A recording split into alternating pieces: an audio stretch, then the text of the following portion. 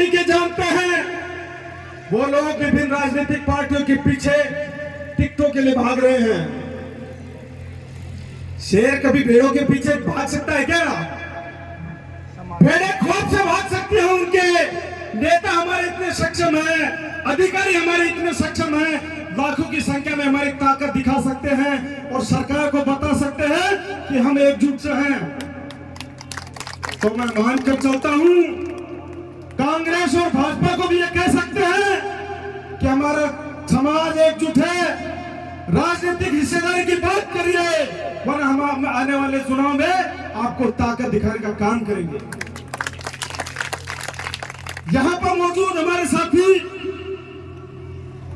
प्रत्येक व्यक्ति जो 5 साल से बच्चा है यहाँ पर और 70 साल का बुजुर्ग है, प्रत्येक व्यक्ति में अगर बाबा साहब के विचारों का रक्त दौड़ता है तो मैं मान कर चलता हूं वो व्यक्ति कभी हाथ और खून का झंडा नहीं थाम सकता।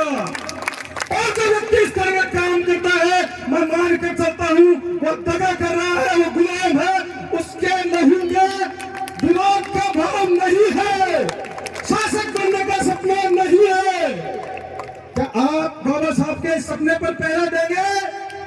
ऊपर हाथ करके बताए। अगर आप इस तरह का पहरा देंगे तो मैं मान कर चलता हूं कि आज के बाद हाथ और फूल जो नागनाथ और सांपनाथ है उसको अपना एक भी वोट नहीं देंगे, नहीं देंगे। अगर ऐसा हो सकता है तो तीसरी ताकत के रूप में हम जो 85% लोग हैं, SC ST OBC के लोग, हमारा अंतिम ध्येय शासक बनने का होना चाहिए। शासक कौम के ऊपर कभी अत्याचार नहीं होते। काशीराम जी ये कहते थे, जिस समाज की गैर राजनीतिक जड़ें मजबूत नहीं होती वो समाज कभी राजनीति नहीं कर सकता, और जिस समाज की राजनीति नहीं होती उसका न्याय, अत्याचार, शोषण नहीं रुक सकता।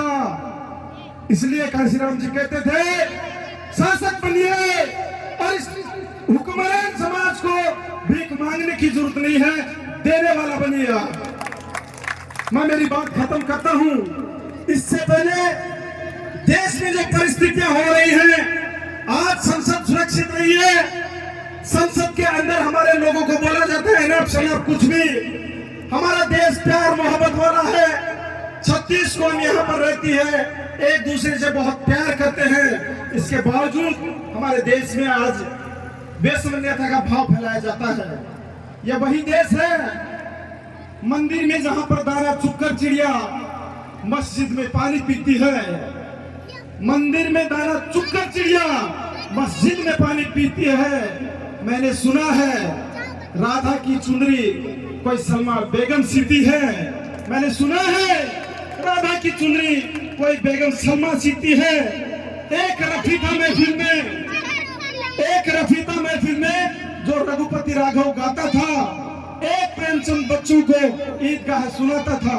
तो साथियों, आज जो हिंदू मुसलमान का पूरे देश में फैलाया जा रहा है, यह राजनीतिक चाल और साजिश है। हम लोग प्यार मोहब्बत करने वाले लोग हैं, आपस में हम रहेंगे मिलजुल के। और बाबा साहब का सच्चा जो लक्ष्य था कि हम इस देश के, आप सब बोलेंगे मेरे साथ, हम इस देश के शासक हैं, इसको हम पूरा करके दिखाएंगे। इसी बात के साथ मेरी वाणी को विराम देता हूं। पुनः इस कार्यक्रम में अपनी आहुति करने वाले भामाशाहों, कार्यकर्ताओं और अनएम्प्लॉयमेंट युवा साथी हैं, उनको विशेष मेरी तरफ से जय भीम, धन्यवाद।